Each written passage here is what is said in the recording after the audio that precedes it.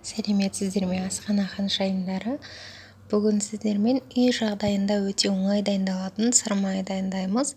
Ол үшін бізге сүттің бетіне тұнып қалған кілегей, яғни қаймағы қажет болады. Кілегей 1 литр болған кезде біздер оны сармай жасауға кірісеміз.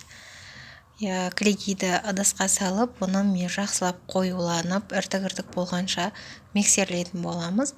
Видеоны қарап отырыңыздар. Өте түсінікті, оңай, ешқандай күш қажет етпейтін, көпі қажет емес, өте оңай дайындалатын сармай. Сармай білесіздер, табиғи, таза сармайлар өте қымбат. Сол үшін біз оны өзіміз үй жағдайында жасап алсақ болады. Ал біз кіріс кеттік. Миксерлейтін кезде ыдыстарыңыз кішкене жұқарлау болса, өте оңай миксерленетін болады. Миксерлейміз біз қанша минут қажет болады, яғни оған 7-8 минут көлемінде миксерлейтін боламыз. Бұл сармай өте оңай. Міне көріп тұрсыздар, іртік-іртіктер пайда болды. Біз сармайымыздың 90% дайын болды десек те болады. Және кілеге 2 есе көбейді. Біз енді оны 2 литрлік ыдысқа саламыз. Барлығын түгел салып аламыз. Енді алда тек бір ғана процесс қалды. Ол да болса банкаға толық осы кілегейімізді салып алғаннан кейін 5-6 рет қана шайқау. Дәл осылай шайқаймыз.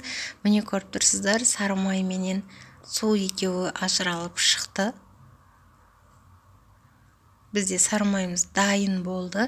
Енді тек қана суынан ажыратып алсақ болды. Ол үшін бізге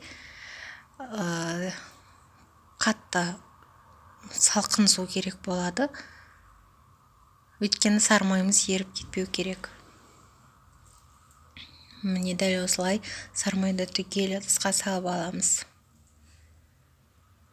Ақ суынан таза болып, сармайымыз таза болғанша ажыратып аламыз.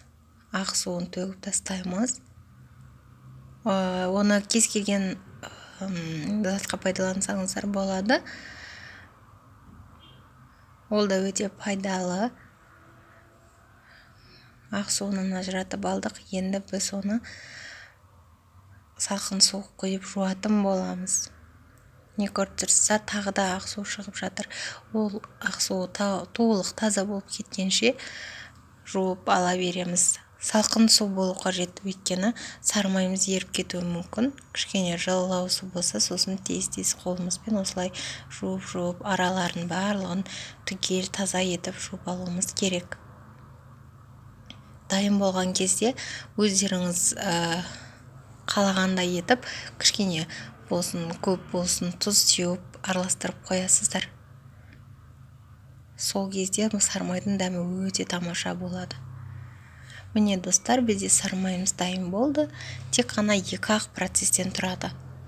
Өте дәмді, табиғи, таза сармай болып есептелінеді. Видео ұнаған болса лайк басып, комментарий жазып кетіңіздер. Ас болсын.